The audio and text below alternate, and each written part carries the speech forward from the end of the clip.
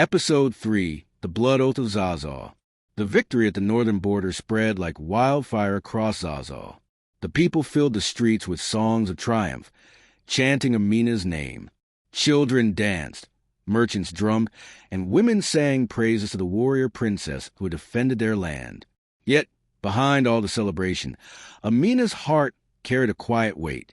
She knew that victory, while glorious, also stirred envy, and envy could be deadlier than any sword. Inside the palace, the air was no longer warm with unity. Some generals, proud men who had fought many wars, began to murmur in secret.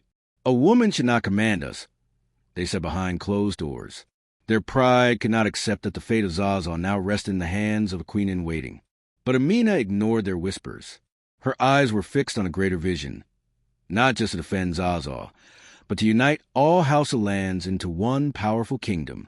One night, under the silver light of the moon, Amina gathered her most trusted warriors in the great courtyard. The torches flickered in the wind, casting long shadows across their determined faces. She stepped forward, her armor glinting, her voice deep and commanding. "Tonight," she said, "we make an oath.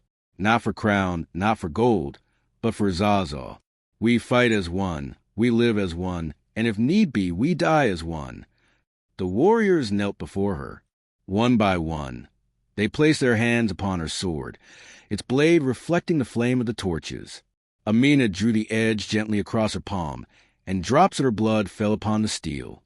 Each warrior did the same, their blood mingling in a vow of loyalty, the smell of iron mixed with fire and dust, sealing the bond that would make them more than soldiers, brothers and sisters in battle. From that night on, they were known as Amina's Guard, warriors who would follow her into any storm. But destiny did not wait long to test their oath. Days later, a messenger arrived from the eastern border, breathless and trembling. The kingdom of Kano had invaded a nearby village, capturing the people and burning their farms. Without hesitation, Amina summoned her army. The drums of war returned, louder and deeper than ever before. At dawn, she mounted her horse, the rising sun glinting off her bronze armor. Her voice carried across the ranks. "Do not fight for me.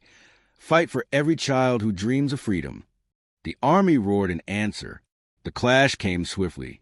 Spears shattered against shields, swords rang in the air.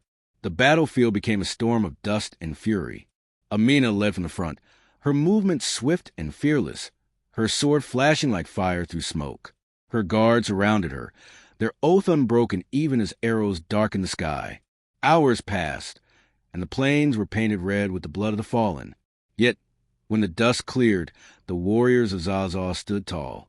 The invaders of Kano had fled, leaving behind their banners and their dead. The fire of victory burned once more, and this time it burned across the whole Hausaland. That night, under the silent moon, Amina stood upon the hill overlooking the field of battle. Her armor was scarred, her face calm but resolute. She lifted her sword toward the sky and whispered, "As long as Zazzau stands, no chain shall bind her."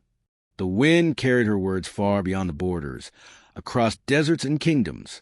And with it, the legend of Amina grew, the warrior who commanded armies, forged unity, and fought not for power, but for freedom of her people. If you enjoyed this story, don't forget to like this video, subscribe, and turn on the bell icon so you won't miss the next episode.